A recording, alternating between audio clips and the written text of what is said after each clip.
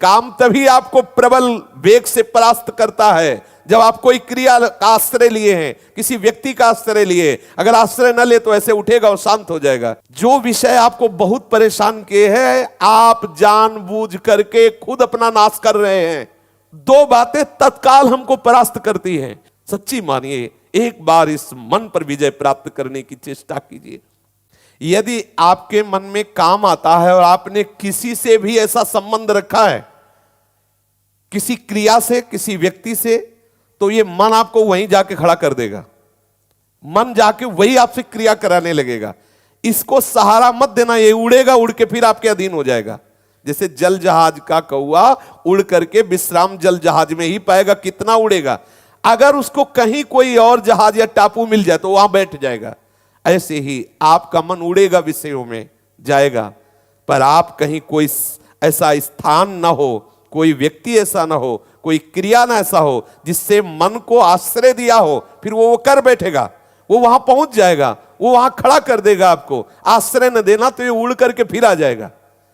बहुत सूक्ष्म बात है ये, आप देख लीजिए। काम तभी आपको प्रबल वेग से परास्त करता है जब आप कोई क्रिया का आश्रय लिए हैं, किसी व्यक्ति का आश्रय लिए। अगर आश्रय न ले तो ऐसे उठेगा और शांत हो जाएगा। यह अनुभूत विषय है। उठेगा और शांत हो जाए, धीरे धीरे धीरे स्फुरना फिर शांत हो जाएगा।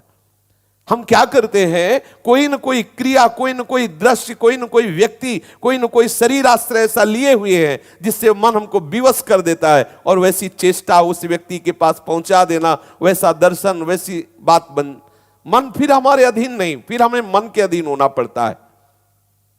स्वयं मन निर्विकार और शांत हो जाएगा, केवल तुम किसी क्रिया का आश्रय मत देना। यही गलती होती है, यहीं से हम भगवत प्राप्ति के मार्ग को बाधित किए बैठे हैं।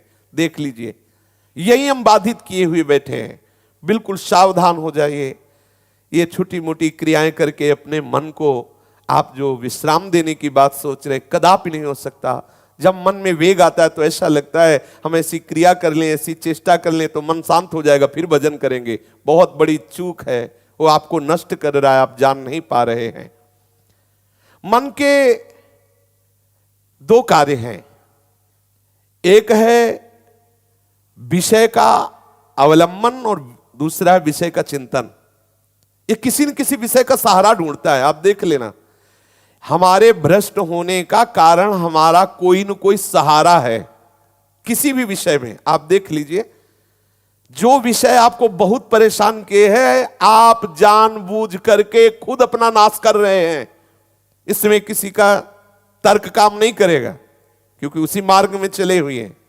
आप यदि आश्रय नहीं दिए हैं, आपने किसी क्रिया या किसी व्यक्ति का आश्रय नहीं दिया है, तो आप कुछ ही दिनों में निर्विकार हो जाएंगे, आपका मन शांत हो जाएगा।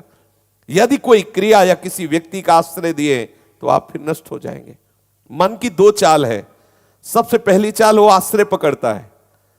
भूख लगी तो किस घर में जाएंगे तो हमें वहां हमारे मनोनुकूल भोजन मिल जाए, पहला आश्रय पकड़ता है, क्रिया, वस्तु। फिर उसका चिंतन करता है। दोनों बातें तुम्हें काटनी है, तभी आप इस पर विजय प्राप्त करोगे। जहां समझ में आया कि अच्छा काम वेदना जागृत हुई, तत्काल वो आश्रय आएगा आपके सामने। देख लेना, सूक्ष्मता की बात है। सबसे पहले विकार आते ही आपके सामने आश्रय आएगा। उस व्यक्ति से मिला जाए या वो क्रिया की जाए, वो आपके सामने रखेगा आश्रय। मिटाओ तत्काल उस आश्रय को। नहीं नहीं, श्री हरि चरणों में, प्रिया चरणों में तत्काल आश्रय अपने जो गुरु कृपा से ले रखा है उसमें आ जाओ तत्काल। उस विषय के आश्रय में मत टिकना। और चिंतन, तत्काल चिंतन बदलो, नाम कीर्तन करो। नाम जब एक दो हैं, एक आश्रय और एक चिंतन, दोनों को नष्ट कर दो। अगर मन तुम्हारे अधीन ना हो जाए तो बताना, मन शांत हो जाए। और हम गलती क्या करते हैं, इसी मनी राम के बहकावे में गलियों में भटकते रहते हैं। विषय चिंतन और विषय आश्रय, ये शरीर भी एक नगर है, ये 9 द्वारों वाला एक नगर है। हम इसी में भटकते रहते हैं। संकल्पपुर में, देहपुर में रहते हैं। हम वृंदावन में कहाँ रह रहे हैं। वृंदावन में तो प्रिया प्रीतम गलभैया दिए सहचरियों के साथ अद्भुत रस की वर्षा कर रही। हम संकल्पपुर में रहते हैं, देहपुर में रहते हैं, इसी में विचरण करते। पकड़ो, अगर विषय का नाश करके सच्चिदानंद रस में स्थित होना है तो जो ही कोई विषय आएगा तो सबसे पहले वो आश्रय प्रकट करेगा। आश्रय नहीं है तो आप विकल नहीं हो सकते, आश्रय नहीं है तो आप इतने घबराहट से युक्त नहीं हो सकते। ऐसे आया गया, आप तभी विकल होते, तभी परास्त होते जब आपने आश्रय दिया। जैसे आपके अंदर कोई भी वेदना जागृत होगी तो आपके सामने वो आएगा, ये क्रिया कर लो, उस व्यक्ति से मिल लो, चलो वहां चलते हैं, बस उसी को काटना है आपको, क्योंकि आप भगवत मार्ग के पथिक हैं, आप परम सच्चिदानंद पद में जाने वाले हैं। इसलिए देखो, बहुत सुंदर सूत्र है, बहुत सुंदर।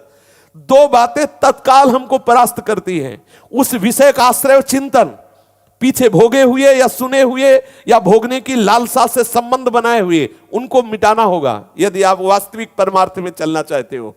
जहां आश्रय है, समझ लो ये व्यक्ति, ये क्रिया, ये वस्तु, तत्काल काट दो, उसे मिलो मत, उस व्यक्ति से संबंध हटा दो, उस क्रिया को कभी मत करो ऐसा मानो मेरे हाथ टूट गए, बिल्कुल नहीं, बिल्कुल नहीं, आप निर्विकार हो जाएंगे।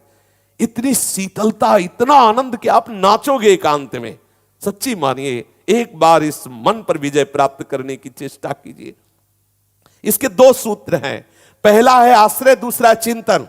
दोनों को मिटा दीजिए, जहां आश्रय उसे मिटा दीजिए, चिंतन श्री हरि प्रिया का चिंतन। अगर नहीं हो रहा तो कीर्तन करो, पद गायन करो, कुछ नहीं बन रहा हट जाओ, ऐसे के संग में हो जाओ जहां कीर्तन, जहां भगवत वार्ता, भगवत चर्चा, ऐसे उपासक से जो निर्विषयी है उसका संग करो, तत्काल आपका चिंतन बदलेगा। अगर चिंतन और आश्रय दोनों बना रहा तो भ्रष्ट हो जाओगे, परमार्थ में रुचि नहीं रह जाएगी। पूज्य बाबा ऐसा कह रहे हैं। विषय चिंतन करोगे तो फिर वो विषय चिंतन तुम्हें नष्ट कर देगा, कोई न कोई फिर क्रिया कर बैठोगे, इसलिए सावधान।